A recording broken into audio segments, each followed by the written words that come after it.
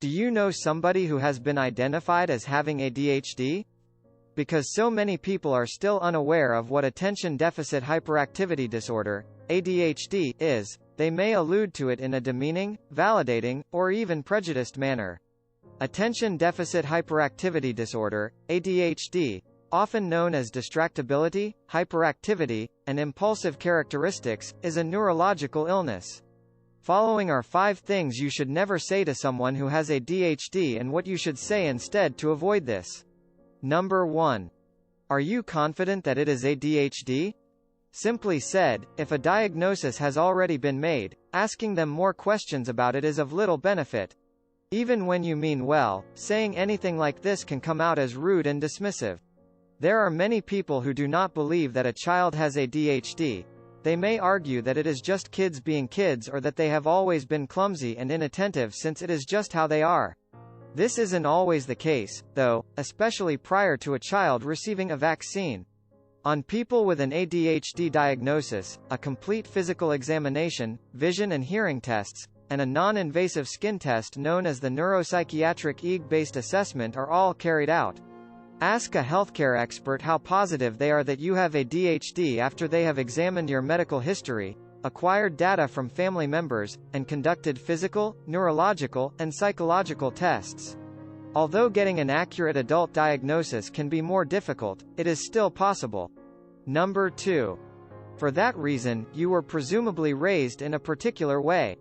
According to Griffin, a child has a 30 to 40% probability of having a parent who also has ADHD. Never forget how difficult it can be to raise an ADHD child. Did you know that some forms of ADHD have inherited causes? Children with ADHD may experience a reduced quality of life due to bullying and rejection, which causes their parents to question whether they are parenting them properly. Therefore, asserting that parenting styles contribute to ADHD is not only false, but it also seriously harms families who are making a sincere effort to raise their children. Number 3. You simply need to exercise self-control when speaking. To encourage someone with ADHD to exercise greater restraint would be equivalent to asking someone who suffers from alcoholism to stop drinking. It wouldn't be helpful and would be rude. Because of their symptoms, people with ADHD are prone to being inconsistent. They might complete a task without much difficulty one day and have a lot of trouble doing it again the next. However, this doesn't mean they have less self-control. It just means they probably had to put in even more focus and effort to complete the task. Number 4. I feel like I can really relate to you. You probably won't be able to properly empathize to someone else's experience if you don't have the illness yourself. However, by listening to them and understanding more about the topic, you can attempt to picture what they're going through. However, expressing that you entirely understand someone may come off as underestimating their condition. Genuinely related to some of their symptoms, such as forgetfulness, distractibility, hyperactivity, or inattention, but not everyone who demonstrates these features has ADHD. The symptoms of an illness are far more severe and enduring in people with it, to the point where they significantly affect their own life and interpersonal connections. Please visit a doctor for a precise diagnosis if you encounter the same symptoms over an extended period of time or if they are starting to affect your everyday life. It's imperative to get help. And number 5. Everything exists just in your head, right? Despite the fact that ADHD is a neurodevelopmental problem, according to Crunkleton, it is not solely a mental illness. Such inquiries raise doubts about the veracity of their disease, which can come across as dismissive and be detrimental to their feelings and sense of self-worth. Let's first talk about what you should try to avoid saying. Then we'll talk about how ADHD causes variations in brain development, function, and structure. The following are various alternatives. Instead of saying that you can relate to them, you can acknowledge their struggle and offer your support to them in this way.